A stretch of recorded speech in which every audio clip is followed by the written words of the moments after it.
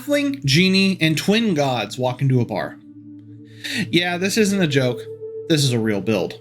Welcome to Ctrl+Alt+Build, where we control the dice, alt the meta, and build the legend. I'm Nicholas, your virtual GM. Each episode, we randomize ancestry, background, class, deity, and archetype. Then, turn that chaos into a level 20 character you'll actually want at your table. Today's twisted creation, Codex entry number 6, the Twinborn verdict. As always, the core of this build was forged in chaos, rolled at random, and shaped into a legend. Our random rolls gave us a Halfling Exemplar with the genie-blessed background. From there, the divine whispers of Imbrex the Twin guided the blade. Every choice after that was a challenge. How do we turn a small, lucky trickster into a divine force of judgment? Let's see where that fate took us. Halflings are short, resilient people who are driven by a powerful wanderlust that drives them towards adventure. They come with 6 hit points, are small-sized, and have a speed of 25 feet. Their boosts go to dexterity, wisdom, and a free choice, though this does come with a flaw to strength. With the versatile heritage Nephilim, we gain the Nephilim trait, low light vision, and access to Nephilim feats when we would gain an ancestry feat. Nephilim are creatures influenced by the divine magics of godlike beings, and since our Exemplar class takes that one step further, this was a great choice for a heritage, though we are still going to take the classic Halfling ancestry feat, Halfling Luck, which lets us re-roll a skill check or saving throw once per day, taking the second result. Before our Halfling was further blessed by divine power, however, they had sought out a most powerful genie to grant them a wish of fortune. The genie, however, decided that while we were already a Halfling with extraordinary luck, that luck just wasn't good enough, and decided to bless us with the wish for luck free action. This allows us once per day to wish for success on a attack roll, saving throw, or skill check. We get to roll the check twice and take the higher result.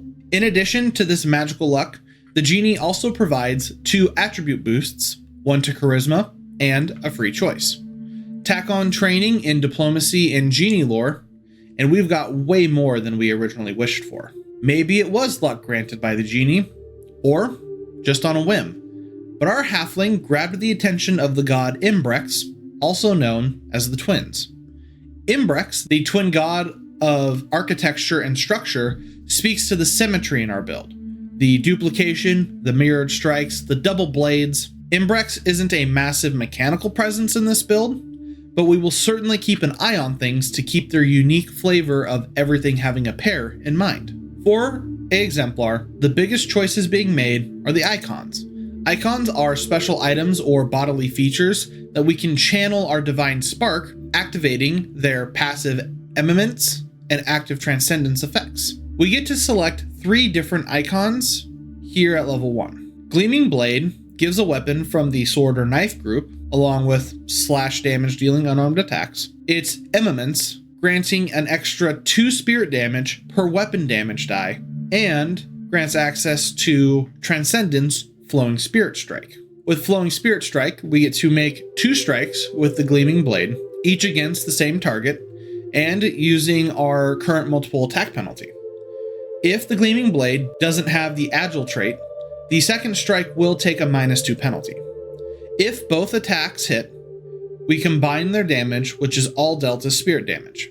We can then add any precision damage only once, combining the damage from both strikes and applying resistances and weaknesses only once.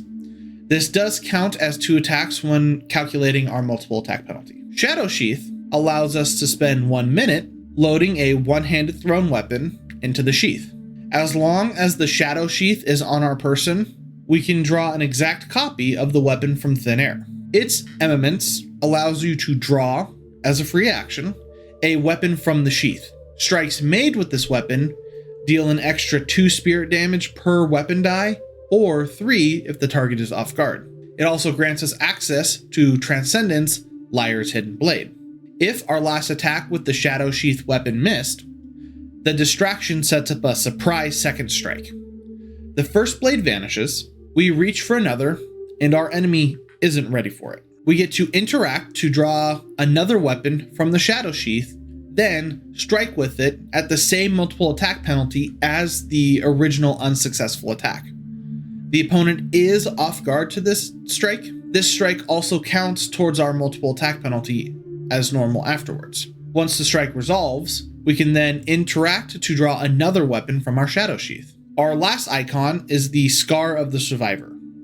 This is a physical scar that is on our body, and its eminence grants us the Die Hard feat and a +1 bonus to fortitude saves. Its transcendence, no scar, lets us regain 1d8 hit points, and every 2 levels after, the healing increases by another d8. With this setup, we've got a powerful dual strike potential, backup weapons on demand, and solid survivability, all in a teeny lucky package. Throw in the shield block feat, and we are ready to take a look at the build's foundation before we move on.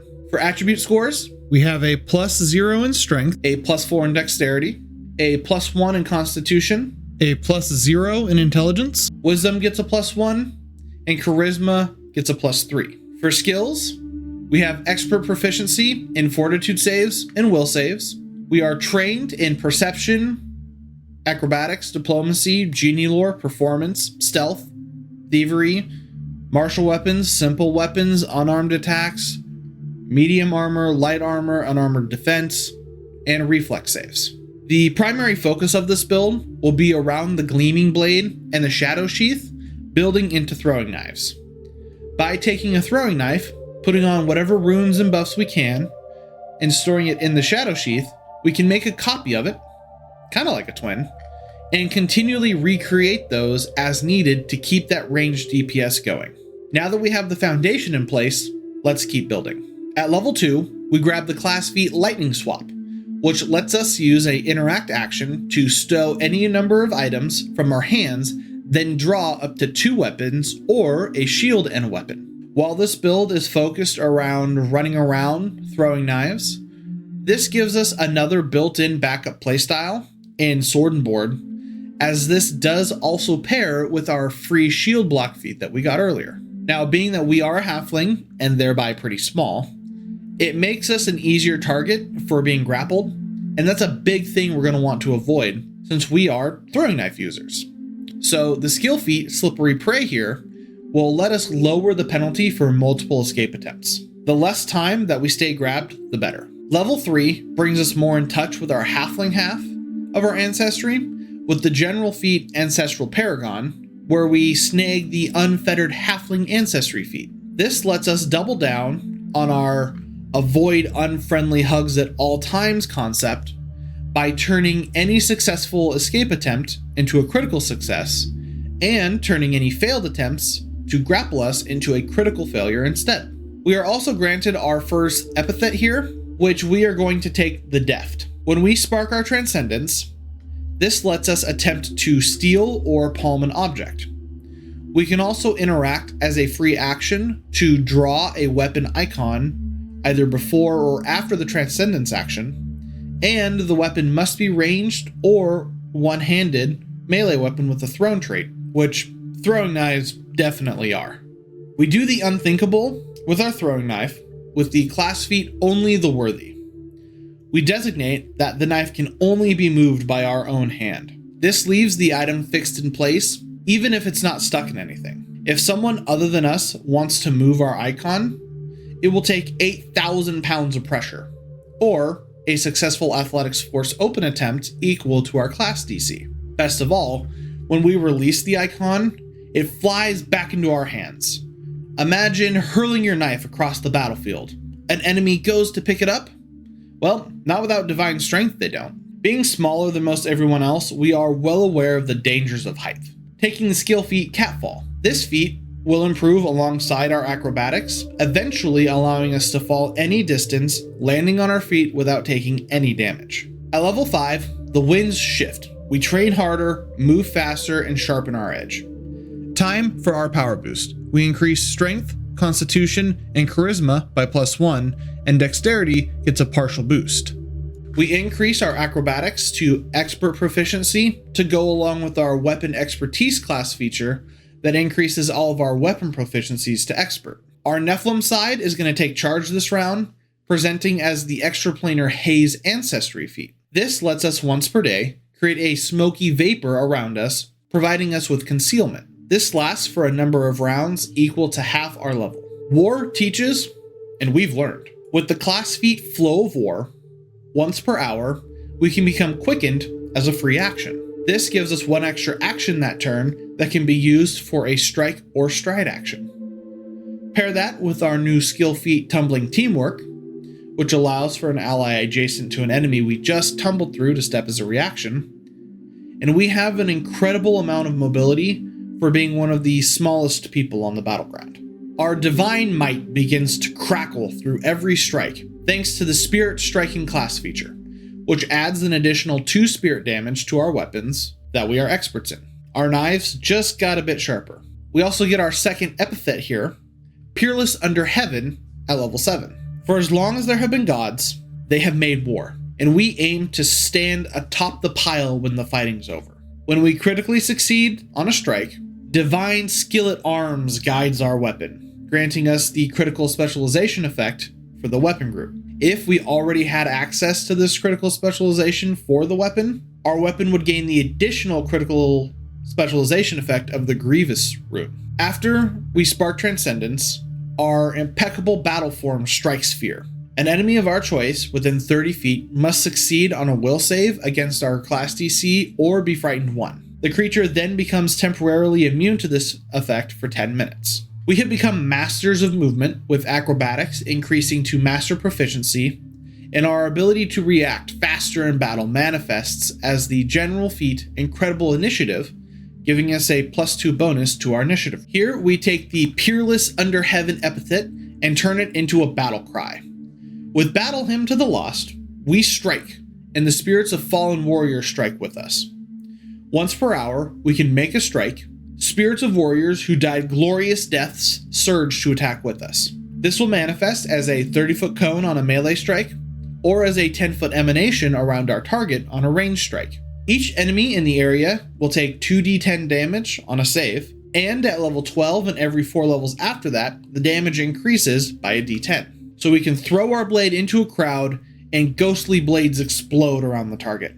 Oh, and the cherry on top? When we use Battle Hymn to the Lost, any allies in the area who are dying regain hit points equal to the damage we rolled. Level 9 comes with a bunch of base increases to proficiencies, but what we are here for is the Ancestry feat Extraplanar Cloud. This builds on our prior selection of Extraplanar Haze and lets us spend an additional action to provide the smoky vapor in a 10-foot radius cloud centered on us. This makes all creatures in the cloud concealed and all creatures outside concealed to the creatures inside. Now, no one can see anything clearly, letting us strike from any direction. Violence is not something we just do. It's part of who we are, as we exult in violence with our 10th level class feat. When we critically hit an enemy, we can spend an action to let out our war cry and drop judgment on an enemy. A pillar of divine light hits a second enemy within 30 feet of the original target at random for 4d6 spirit damage on save. This increases as we get stronger. This isn't just power, it's worship. The crowd cheers, the enemy kneels, and the sky answers with a pillar of light. Speaking of getting stronger, our attribute scores increase here again with a +1 boost to strength, dexterity, constitution, and intelligence. More durability, more skill, more awareness. We've also learned to take better advantage of our lower stature on the battlefield with the skill feat Nimble Crawl. This lets us crawl at full speed and eventually lets us be prone without getting off guard. While not brought up often, our ability to move acrobatically is only matched by our ability to deceive those who oppose us, as our deception increases to master proficiency. Once a halfling nobody. Now, the name opens doors, and every firelit hearth whispers our story. Every town or village we visit welcomes us with open arms with a home in every port general feat. There is always someone willing to put us up for the night and fill our bellies with a warm meal. They were never supposed to matter. Too small to be seen. Too strange to be understood. A halfling born of this world and something beyond it. They had a knife and a spark. And sometimes that's all it takes. Where others marched, they danced. Where others clashed, they slipped through the cracks. You reached for them, you caught nothing but air. They didn't fight to survive. They survived to fight. Every knife thrown was a promise. Every dodge, a declaration. Every fall, that was just a chance to rise again. Faster, sharper, untouchable. They walked with spirits. Spoke in the silence between seconds. Their enemies saw a blur of motion. Their allies, a storm cloaked in mists and laughter. When they stepped onto the battlefield, gods watched. When they spoke, ghosts listened. And when they struck, the dead rose to sing. A war hymn, a warning, a weapon. They fought with precision, with purpose, and with the divine fury of a soul too big for its body and too loud to be forgotten. They've dined in a dozen cities, slept beneath stars and strangers' roofs. Wherever they go, someone knows the name. Not whispered, not feared, respected. So, if this is the end, the tale already stands tall among the legends. But if not, if the fire still burns, if the knives still gleam, then follow me, because the second act is where the legend truly begins. As we step into higher tier play, our divine spark starts to move as quickly as we do with rapid spark. Once per day, as a free action, we can shift our icon's eminence. Simple, powerful. We also decide that while being famous has its perks, sometimes we need to be somebody else. And the quick disguise skill feat allows us to do that in literal seconds. Our weapon mastery has reached its peak, master proficiency, and our defenses are finally catching up, rising to expert. But let's be honest, who needs defense when everyone is already dead? If there is one thing halflings are known for, it's their luck. And we are no exception. In fact, we might be the rule with our ancestry feat and incredible luck. Even our lucky brethren consider us to be particularly lucky. We can now use halfling luck once per hour instead of once per day. Who needs skill when you have luck? Having spent much of our lives fighting on the battlefields of the gods and their servants, we have come to a realization. As with the twin, neither good nor bad is correct. Both need to be punished equally for their brazen ideals, and we take up the class feat Vow of Mortal Defiance. We swear a divine oath. Any being radiating holiness or unholiness within 60 feet becomes our sole target. On our first hit each round, our strike burns with an extra 1d6 spirit damage. Good, evil, it doesn't matter. Extremes deserve the blade. We fully step into high-level play, and it comes with a surge in power. Acrobatics vaults to legendary proficiency. Strength and Constitution each go up by +1, with Dexterity and Charisma each getting a partial boost. Our connection to the divine increases with our final epithet, Thief of the Moonlight. After we spark Transcendence, as a free action, we can attempt to palm an object or steal an item away from an enemy up to 30 feet away. If successful, the object simply disappears and reappears in our hand. That healing potion the enemy was clinging to, it's gone.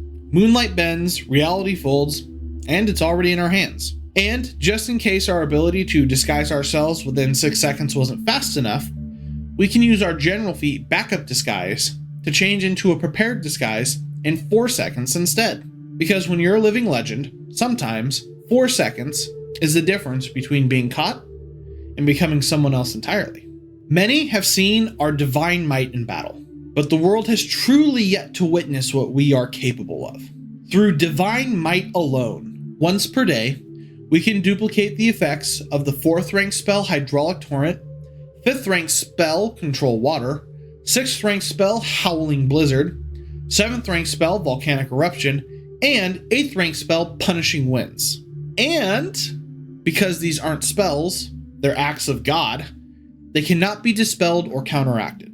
We continue to be among the luckiest halflings out there with the ancestry feat Guiding Luck. This gives us an additional 1 use per day if we fail a perception check or attack roll.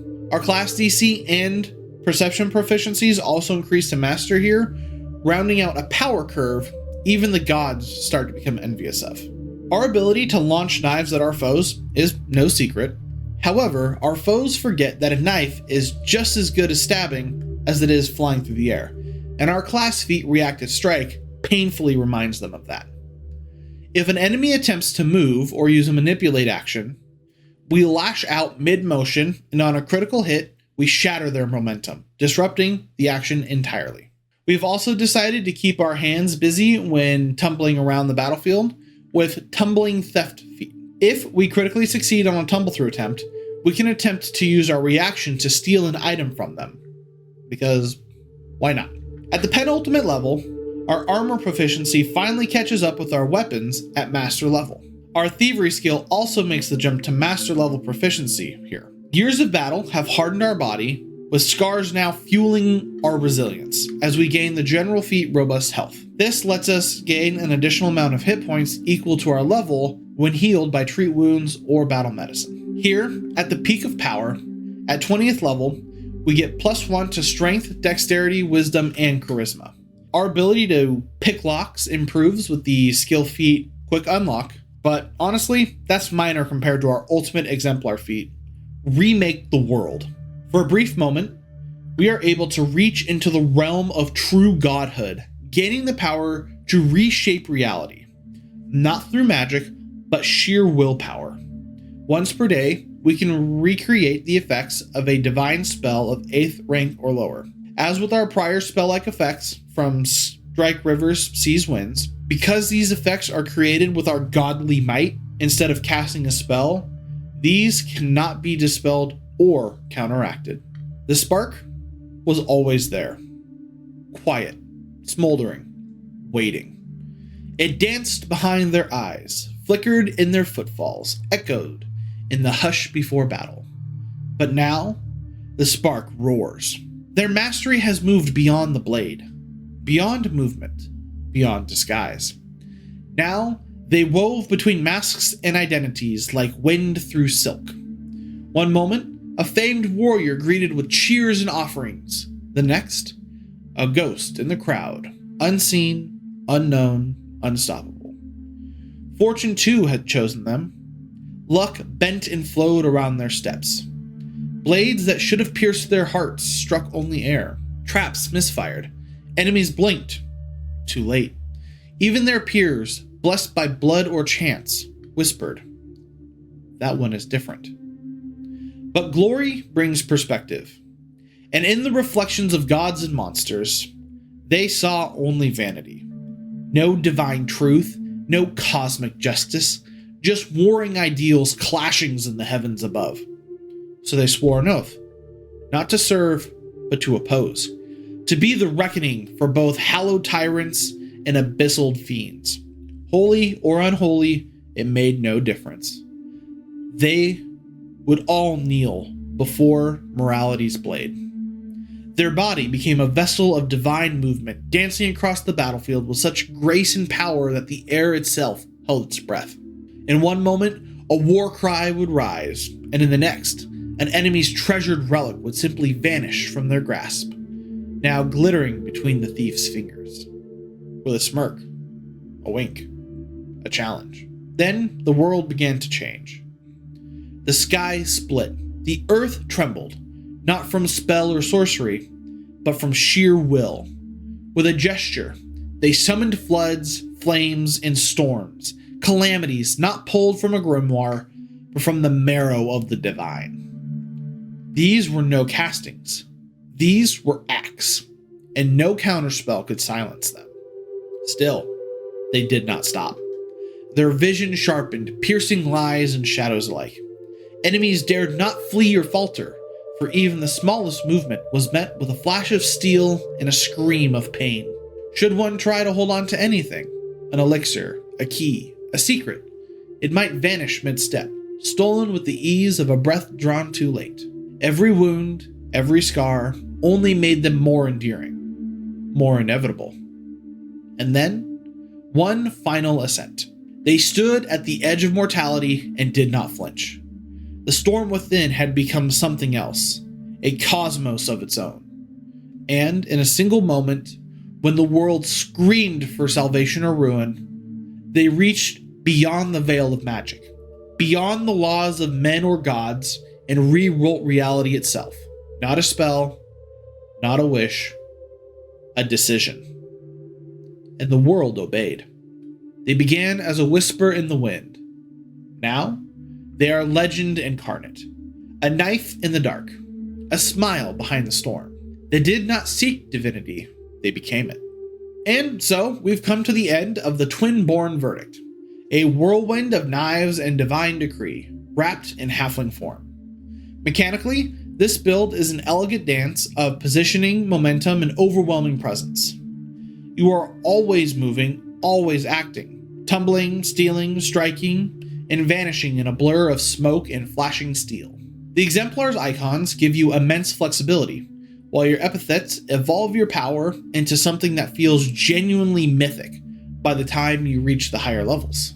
Spirit damage, divine spell mimicry, and critical synergies make every round feel like a cinematic moment, not just for you, but for everyone at the table.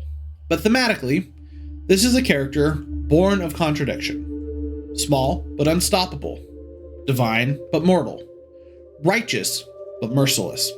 With Imbrex the Twin as their guiding flame, the Twinborn verdict is both blade and balance, passing sentence on a world too fractured to see the truth it has. At the table, this is a build that shines in movement-heavy, combat-rich campaigns. You're hard to pin down, dangerous to ignore, and just slippery enough to always have a trick up your sleeve. Whether it's a hidden blade, a backup disguise, or a storm summoned by sheer force of will. If you're looking for a character that feels like a living legend in motion, part divine agent, part frontier myth, this build offers tactical satisfaction with a deeply flavorful edge. And that wraps up this entry in the Codex. At Ctrl+Alt+Build, we don't ignore the dice, we embrace them. We don't reject weird combos, we celebrate them. The builds here are made to surprise your GM, delight your table, and inspire new stories that only your group could tell. If this video gave you ideas, or even just made you laugh, drop a like, hit subscribe, and tell me how you'd run the Twinborn verdict at your table. Let's talk in the comments. If you'd like to experience the story of another legend, click that video over there, and make sure to subscribe to catch the rest of the future legends to come. Until next time, control the dice, alt the meta, build the legend. I've been Nicholas, your virtual GM. Thanks for watching.